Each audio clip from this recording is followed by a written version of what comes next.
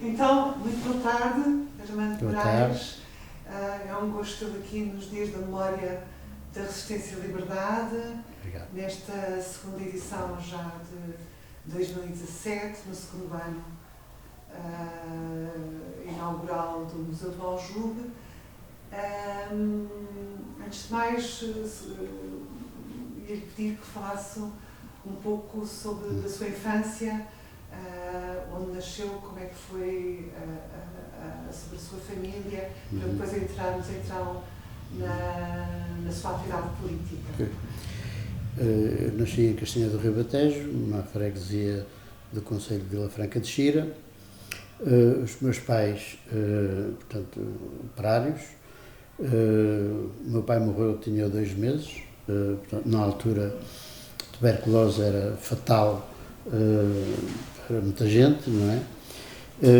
A minha mãe ficou connosco, com 2 filhos, portanto, e trabalhou no campo, depois trabalhou numa fábrica, na fábrica da Tudor, de baterias. Eu estive na escola, mais tarde também estive no liceu em Vila Franca de Xira.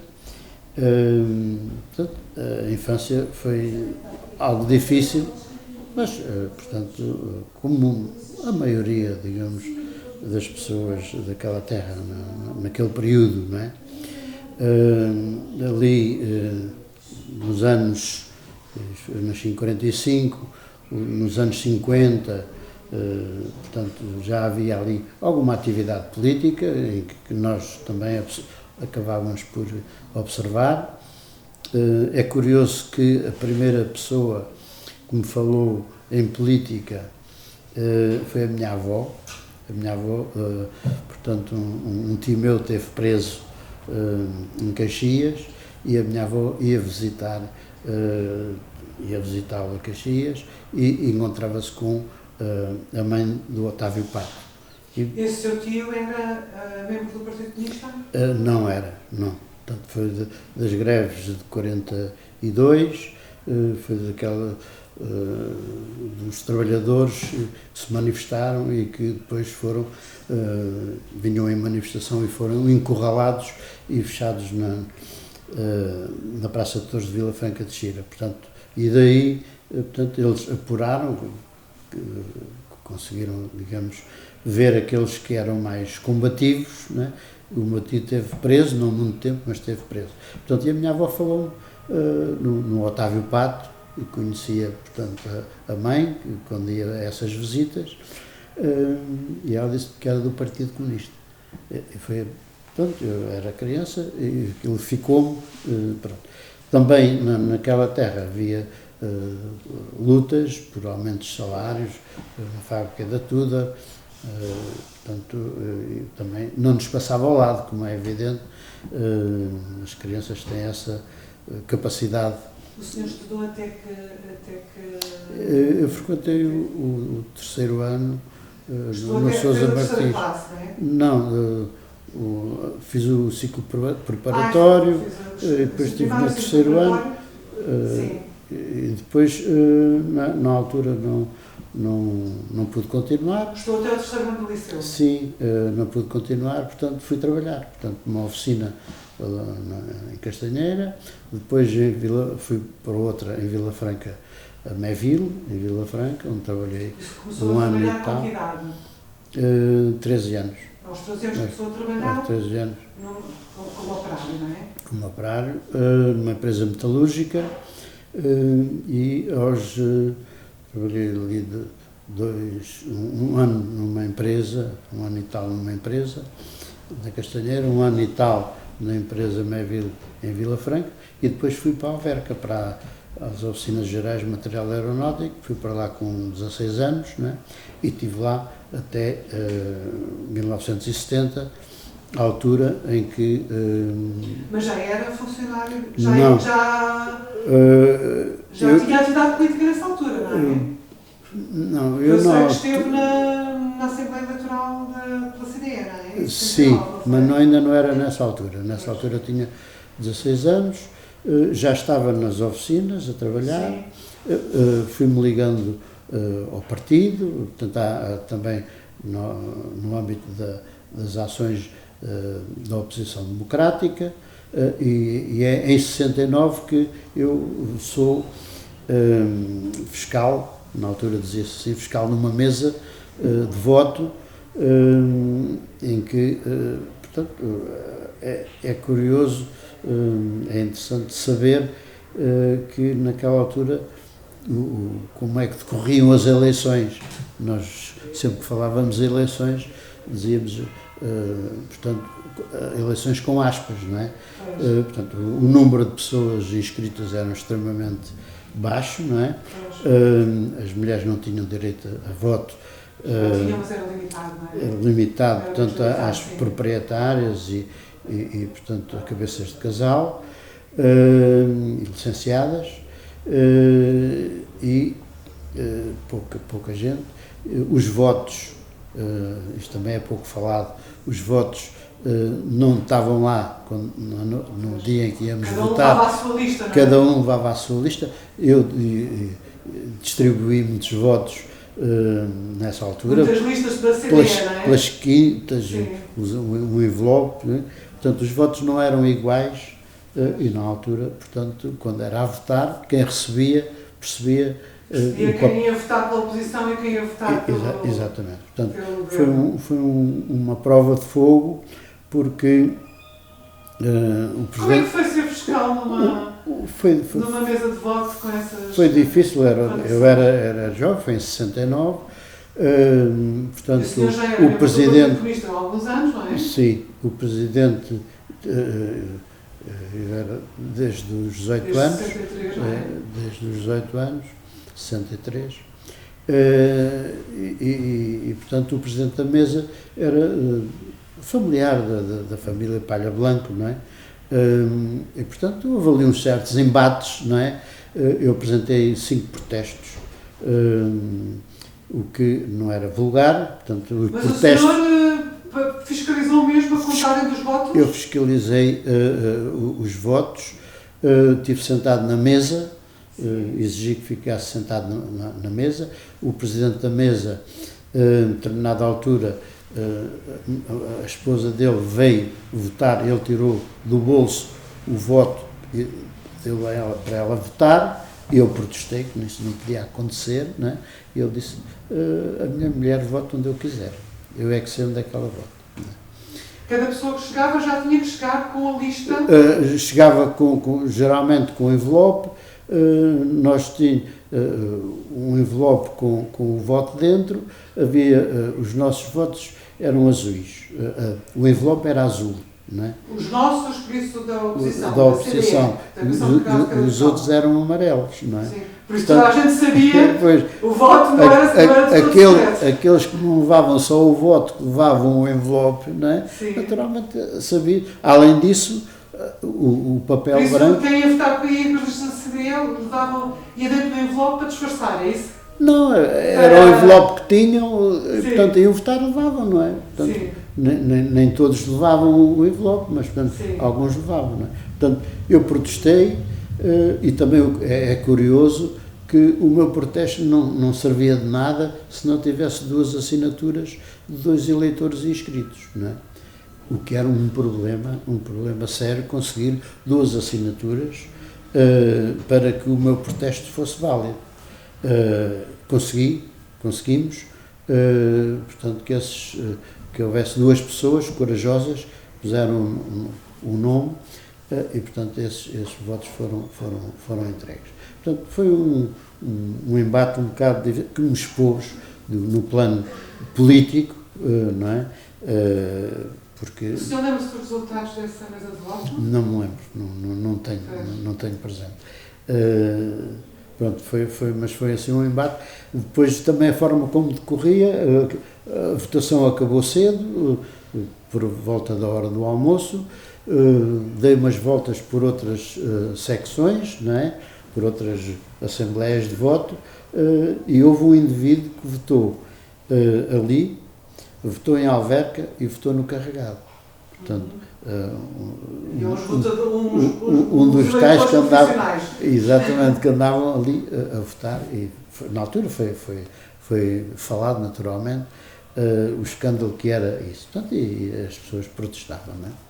Portanto, mas eu ia dizendo que depois nas oficinas gerais de material aeronáutico, portanto, a grande maioria eram jovens, nós, portanto, tínhamos na altura uma grande atividade política e cultural. Nós criámos bibliotecas em várias secções, vinhamos à Feira do Livro, comprávamos livros, criámos bibliotecas nas secções, em algumas secções, fazíamos excursões a Lisboa, ao teatro, ao cinema, portanto, e tínhamos também coletividades como em Vila Franca e na Castanheira, também coletividades que tinham atividade. Portanto, isto é para dar uma ideia dos ativistas na altura, que, portanto, líamos muito, não é?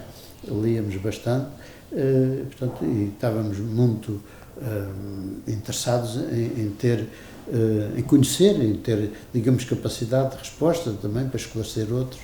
Portanto, e sabes, a arte política tinha uma forte dimensão cultural? Também, nas cultural, ormas, é? Sim, nas ormas. Mas também faziam outro tipo de atividades também, não é? Também outras atividades reivindicativas, luta contra a guerra colonial.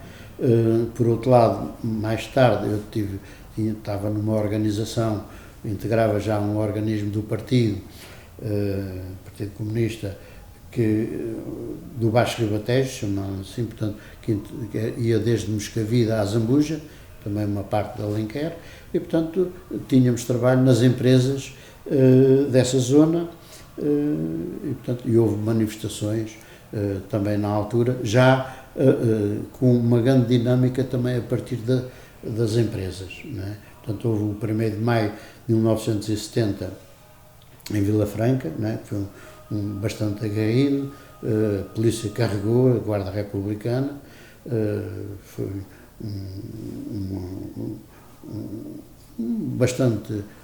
bastante interessante, não é? Uma atividade, era sobretudo, gritava-se liberdade, a baixa guerra colonial, portanto, o Zé Pedro Soares foi um dos elementos que também participou, dinamizou muito essa grande manifestação. Aí nesse período também, ainda no início do ano, tinha havido o 31 de janeiro, também em Vila Franca, com remagem ao cemitério para homenagear os antifascistas, né?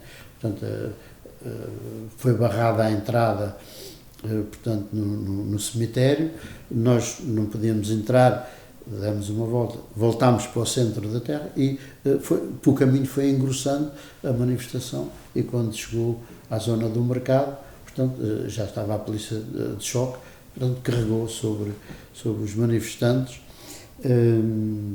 e é interessante que aí, ainda antes da polícia ter carregado, nós fomos à casa, junto num largo, que eu acho que atualmente se chama Carlos Pato, um largo que havia, onde morava a mãe do Otávio Pato, e aí gritámos palavras de ordem em homenagem, porque o Otávio Pato estava preso, né? E a mãe estava lá, veio à varanda, portanto, uma manifestação que depois acabou, como disse, com a repressão.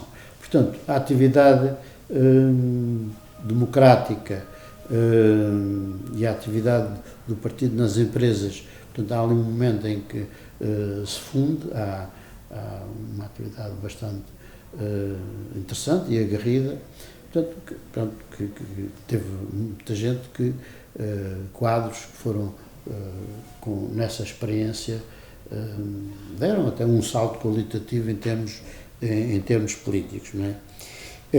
Depois,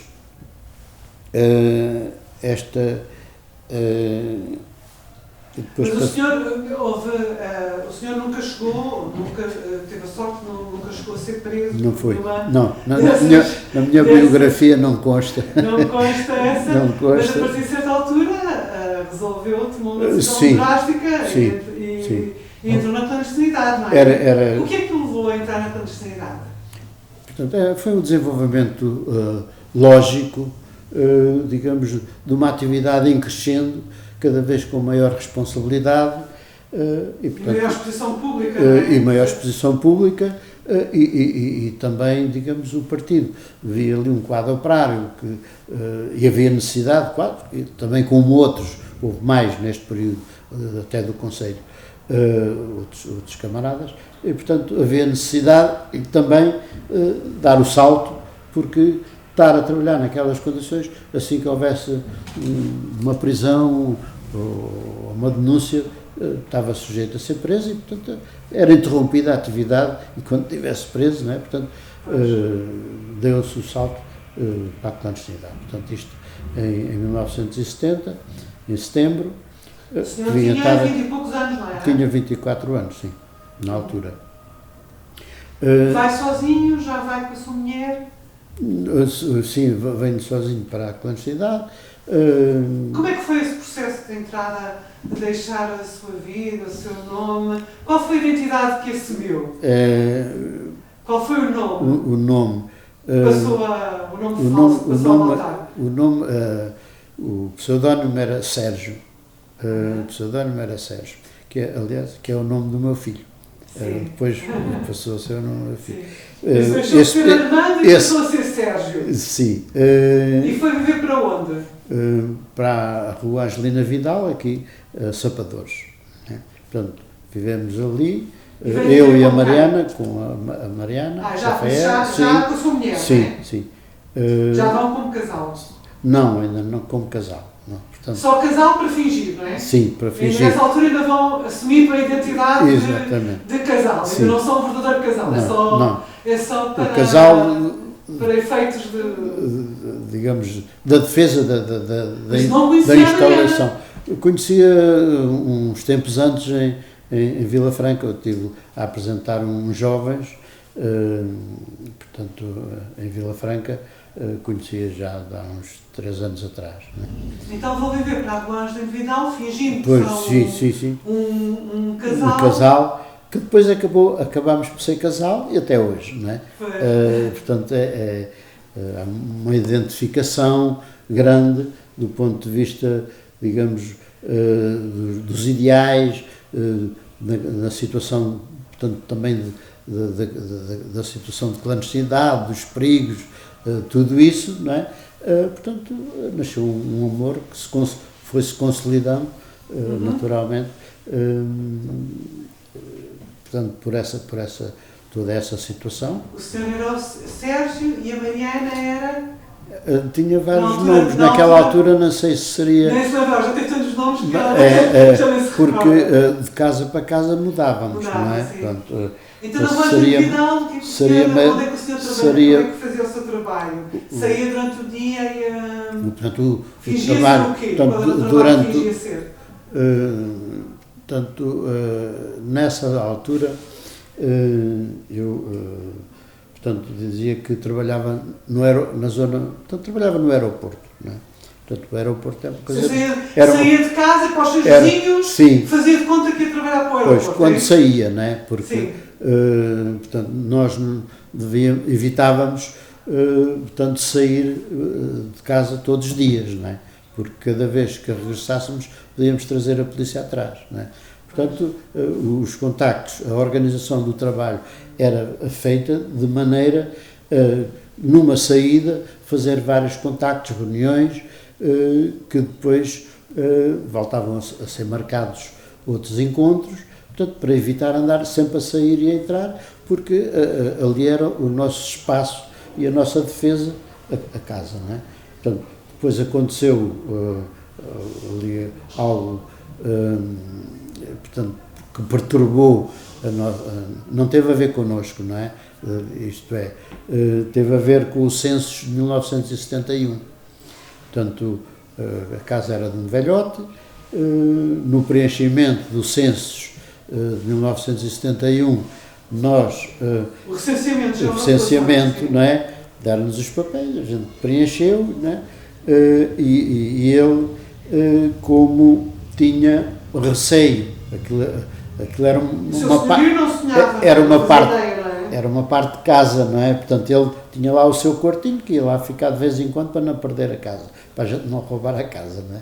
E, portanto, ele, acontece que, com esse receio, ele disse depois, dê-nos os papéis que eu tenho ali uns amigos na esquadra, portanto, do Alto São João, e vou lá mostrar e tal. Portanto, nós é que vimos que qualquer coisa que ele observasse e que fosse perguntado, né, nós estávamos ali sempre na iminência de poder a polícia chegar lá e fazer perguntas sobre o que é que fazia, etc. Né? Portanto, mudámos de casa, foi quando viemos, fomos morar para a Pesteleira, estivemos lá à volta de 3 meses, depois viemos aqui para esta zona, portanto, a Rua do Barão, número 27, também tivemos aqui 4 ou 5 meses, né? Depois houve umas prisões, e houve um camarada que foi preso na Marinha Grande, mas morava na Graça, portanto, relativamente perto, e podia haver, portanto, disseram-nos para mudar de casa, em 24 horas mudámos de casa, foi quando fomos para a pensão São Mamed, a residencial São Mamed, estivemos lá, fomos para lá, mas aquilo era caro, depois passámos para outro sítio, estivemos em Campo Lídio, e depois fomos para Campo de Ourique. Em Campo de Ourique morámos mais de 2 anos. Portanto, estabilizámos. Aí nasceu os 2 filhos, não é? Primeiro o Sérgio, depois a Catarina, quando morávamos aí, não é? Portanto, há um episódio, digamos, que tem um certo interesse, porque foi uma situação curiosa também, outros, pode ter acontecido com outros, mas a mim marcou-me de sobremaneira, que foi o registro do nosso filho, o registro civil, não é? Portanto, que nós... As crianças havia sempre mais risco de exposição pública, não é? Pronto, e nós fomos, indicaram-nos, o partido indicou-nos ir... O Sérgio nasceu em casa ou nasceu no hospital? Numa clínica. Numa clínica. E a Catarina nasceu no hospital particular. Como é que é? A Mariana foi com o seu nome verdadeiro? Não. Foi com o nome fictício? Nós só fomos com os nossos nomes verdadeiros para o registro do filho, por isso é que nós chegámos lá, a Mariana levava o Sérgio ao colo, lá a senhora disse, indicaram-nos o Campo Grande, irmos ao registro do Campo Grande, Campo Santana, que agora Campo do Mártires da Pátria, né? Portanto, que agora acho que já não existe lá esse registro. E portanto nós fomos lá, a senhora até disse que não precisavam trazer um menino, mas não tinha com quem o deixar, portanto fez-se o registro, com base no meu bilhete de identidade, a cédula... No verdadeiro, não é? Portanto, estava tudo... Eu, depois, como não éramos casados, tínhamos que apresentar 2 testemunhas. Eu vim cá fora, né? E ali numa taberna, arranjei ali 2 testemunhas. Pessoas não conheciam lá? Arranjei uma testemunha, que eram pessoas que normalmente estavam por ali e depois iam a troco de qualquer coisa e iam testemunhar, não é? E quando houve um que disse que sim, e o outro disse, são casados? Não. Então não quero, porque já uma vez tivemos problemas, isso não pode ser. E então eu comecei à procura, portanto, a entrar em todas as mercearias e cafés e tabernas, a ver se encontrava alguém, não encontrava ninguém. Pensei, bem, agora temos ali os nossos nomes, não encontro. Passei por lá, por aquela taberna, aquele já não estava lá, e eu, agora chegamos lá, olha, vamos embora, fica lá os nossos nomes, portanto, era uma coisa que para a polícia, uma situação embaraçosa em termos e perigosa em termos da polícia. Por sorte, na porta, antes de chegar à porta lá do cartório, havia um barbeiro, tinha manicure e tal, eu falei, e o senhor disse, então, como é que chama o miúdo? Chama-se Sérgio. Ele disse, olha, queres vir ali, disse para a empregada, queres vir ali, somos padrinhos do Sérgio. Então subiram, depois eles chegaram lá, conheciam as pessoas, não é, do cartório e tal, e assinámos, ficou tudo, mas foi um grande, foi um momento de grande stress, essa coisa. Pronto, a clandestinidade foi... E o que é que faziam? Disse-me que muitas vezes não saía de casa. O que é que o senhor fazia? Que atividade fazia Sim. na clandestinidade? Que atividade política se Portanto, envolvia? já tinha a minha responsabilidade a zona oriental de Lisboa. Né? Portanto, O que é que significava ter a sua responsabilidade? É que tinha contactos com militantes do partido nas empresas da zona oriental de Lisboa, portanto, em Cabo Ruivo, portanto, a UTIC, a Pelece, a Automática. Mas o senhor encontrava-se com militantes do partido, de toda essa zona, na Lusitaliana, na lapidação de diamantes, portanto, algumas empresas que eu até me lembro o nome. Encontrava, discutíamos os assuntos, não é? Por vezes era preciso fazer comunicados e distribuir sobre os problemas dos trabalhadores dessas empresas. Eu tinha também, fui responsável pela TAP, pela Carris e por setores como os delegados de propaganda médica, empregados de escritório. E onde é que se encontrava com essas pessoas? Na rua? Na rua, por vezes em casa desses camaradas. Portanto, na minha casa não os podia trazer. Eram contactos de rua, reuniões, às vezes, portanto, em jardins. Como é que combinavam esses encontros? Esses encontros eram combinados portanto, de tempos a tempos, não é? Por vezes havia o recurso ao telefone, não é? Portanto, nós, por exemplo, tínhamos telefone em casa, em Campo de Ouro, era uma casa que tinha telefone. Mas eu tinha que vir à rua telefonar, porque não podia telefonar do telefone de casa, pois, não é? Podia estar sob escuta. Podia estar sob escuta e, portanto, punha em casa as pessoas para quem telefonava. Portanto, depois combinávamos, depois encontrávamos, não é? Portanto, havia essas reuniões, portanto, trabalhávamos na base, depois havia que escrever relatórios para o partido, situações, tinha que também estudar, digamos, materiais da situação política. Eu participava depois em reuniões com outros camaradas funcionários, nomeadamente com a camarada Sofia Ferreira, com outros camaradas.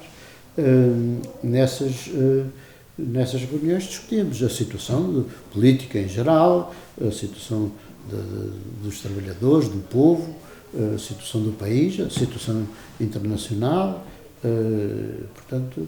E em vossa casa fazia-se produzia-se algum jornal? Sim, na nossa casa nós tínhamos... portanto, tínhamos uma máquina de escrever, funcionava dentro de uma caixa para não só ouvir, os vizinhos não ouvirem como aquela que nós temos aqui no museu. O bater do teclado, não é? Sim. Tinhas dentro de uma caixa de madeira, sim, não é? Tínhamos um copiógrafo, que era, portanto, assim, tinha em madeira, assim pequenino, era assim mais ou menos deste tamanho, onde cabia uma folha A4, um pouco maior, e portanto com um rolo de tinta baixávamos, passávamos por cima, saía um comunicado. Portanto, mas se vocês na máquina de escrever produziam comunicados batíamos, e depois do copiógrafo produziam-no. Não havia máquina fotocopiadora? Não. Como é que era? Era através de era um stencil, não. Já era stencil? Portanto, nós batíamos em stencil, não era desses aparelhos, era esse. Já era mais moderno? Assim, não, era mais antigo. Mais antigo. Portanto, levantava-se, punha-se o papel, passava-se com o rolo, tirava-se o papel. Portanto, geralmente fazíamos os dois, não é? Portanto, ali podia-se tirar 100, 200, 500, 1000 documentos, não é? Para distribuir por 1º de maio, pelas situações. Portanto, em casa fazíamos esse trabalho de duplicar documentos, escrever informações sobre as situações, não é? Reuníamos, portanto, outros camaradas vinham reunir a nossa casa. Por exemplo, a casa de Campo de Ourique, a determinada altura, nós apercebemos que a polícia estava em cima da casa e resolvemos mudar de Como casa. Como é que perceberam? Percebemos porque portanto, havia carros parados portanto, junto à porta, pessoas ali, portanto, eles como estavam a fazer já uma marcação muito em cima da casa para... Haver carros, muitos carros parados não, porta, não eram muitos, eram determinados carros, não é? E determinadas pessoas, não é? Portanto, que não era um movimento normal, não é? Portanto, e outros camaradas até que vinham à nossa casa também com mais experiência repararam que havia coisas... Já estavam muito treinados, não é? Coisas esquisitas. Para detectar, não é? Quando algo não batia certo, não é? Portanto, nós mudámos. E na dúvida mudávamos. Dali fomos para a Amadora.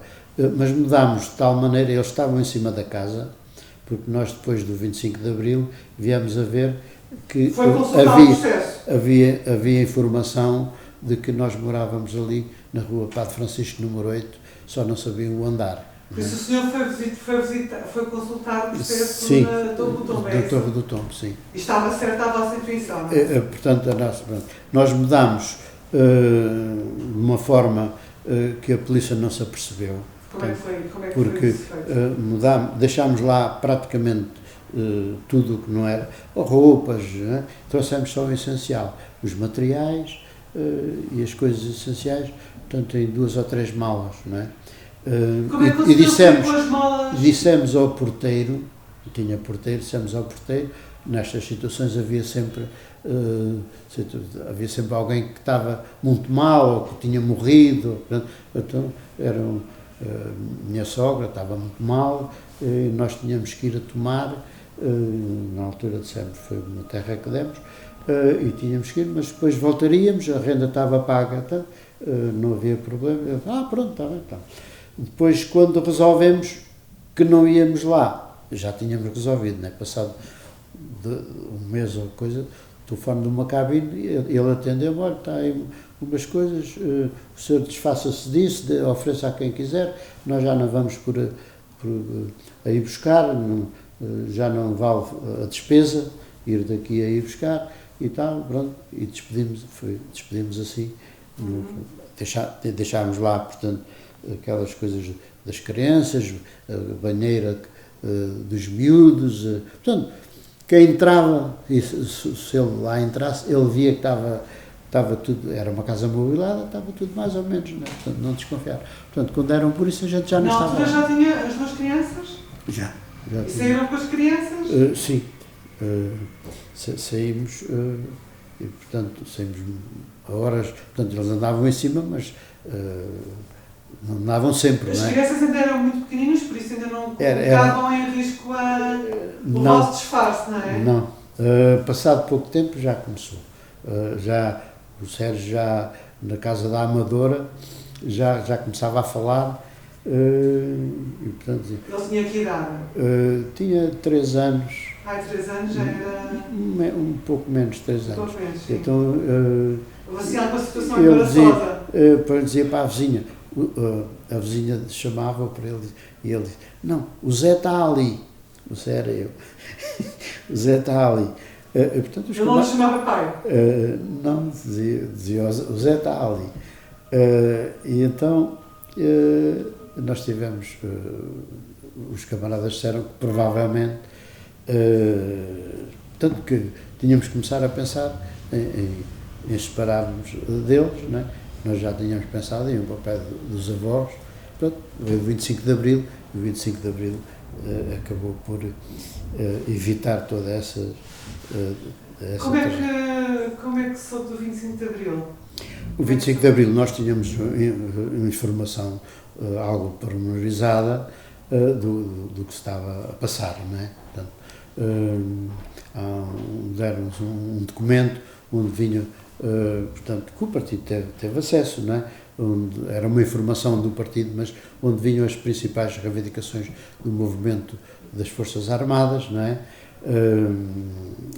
Portanto, aquilo que se vê a passar depois, não é? Portanto, acabar com a PIDE, acabar a libertação dos presos políticos, resolver o problema da guerra colonial, as liberdades políticas, portanto, todas essas situações sabíamos que estava em preparação. Também sabíamos que na altura a direita falava-se que tinha, estava em preparação também um golpe, não é? Pronto, mas quando se dá, nós morávamos na Amadora, eu tinha um encontro em Lisboa de manhã, e esse encontro em Lisboa era de manhã, e havia aquela para não saírem de casa e tal, e eu saí e vim para Lisboa, e tive, portanto, era para ter esse encontro, depois me falhou, e à tarde tinha um encontro com a camarada Sofia Ferreira às 18 horas, portanto, e tive todo o dia fora, não é? Portanto, não podia vir para a Baixa, mas portanto, tive a acompanhar os acontecimentos, não é? A Mariana estava em casa, não podia sair, e portanto, naquele período houve, nós devíamos manter a situação, portanto, porque as coisas ainda não estavam seguras, não é? Pronto, mas mesmo assim, nós no 1º de Maio fui para Vila Franca, de Xira, portanto, até falei lá num comício no Lar da Câmara também, e na minha terra, portanto, mas tivemos, foi naquele... Quando é que sai da clandestinidade mesmo? Quer dizer, nós saímos da clandestinidade, só que a nossa casa ainda ficou um pouco como um ponto de reserva, não é? Portanto, durante uns meses, mas portanto nós passámos, abriu-se a sede nacional, a sede na rua António Serpa, portanto ali ao Campo Pequeno, não é? Nós passámos a ir lá, que era eu, a Mariana, passámos a ter uma atividade diária, a única reserva foi a casa, portanto a instalação... Possível ou não, a casa manteve-se... A casa manteve durante um tempo, depois dali mudámos para Sacavém. Continuaram a ver lá, mas não... Sim, pronto, não havia visitas, não havia visitas, não íamos... Pois, exatamente. Pronto. O 25 de Abril, de facto, foi portanto, e hoje é dia 25 de Abril, também é importante dizer que não foi apenas um dia, não é? Portanto, o 25 de Abril foi um culminar destas lutas, portanto, das nossas lutas e das nossas intervenções, das lutas do povo português durante muitas décadas, classe operária, trabalhadores, intelectuais, antifascistas, e essa luta que vem crescendo. Esses 4 anos, enquanto, por exemplo, em períodos anteriores havia prisões e era muito difícil refazer as organizações do partido e tal, este período foi um período de grande dinamismo. Não esqueçamos que foi o período em que se cria a Intersindical Nacional, é o período dos 2 congressos de Aveiro, o de 69 e o de 73, né? É o período das eleições de 69 e de 73, já com uma atividade abertamente, digamos, de certo modo, aberta, os antifascistas a exporem-se, não é? A serem motivo de serem presos pela sua... por exemplo, eles não queriam que se falasse nem em 69, nem em 73, que se falasse da guerra colonial nas sessões, portanto, públicas sobre a situação, sobre as eleições, não é? E falava-se, e portanto, eu lembro, por exemplo, em Vila Franca, em 69, o chefe da polícia, havia uma mesa né, do comício, no cinema, levava 1000 pessoas, estava cheio. Por isso, nas eleições para a Assembleia Nacional Fascista, em 69. Aquela que o senhor depois teve na Assembleia Nacional, não é? O chefe da polícia esteve sentado na mesa. E quando alguém falava da guerra colonial, não é? Ele levantava-se e dizia que não se podia falar. E depois havia a subida delas, digamos, das pessoas que estavam, de tal maneira que ele, a determinada altura, já não se levantava, porque a pressão, portanto, sentiu a pressão, digamos, da massa que estava ali, não é? Portanto, depois houve as prisões de 71, não é? As prisões de 71 foram prisões em Lisboa e na Margem Sul. Foram presos diversos camaradas que estavam ligados a mim na altura, da TAP, portanto, da UTIC, da Carris, não me recordo se foi alguém, portanto, mas empregados de escritório também foram bancários, etc. Na Margem Sul também muitas prisões. E esse período de 71, como já havia um período de ascenso das lutas, e, portanto, um grande desgaste do regime, não é? As organizações refizeram-se com quadros novos, não é?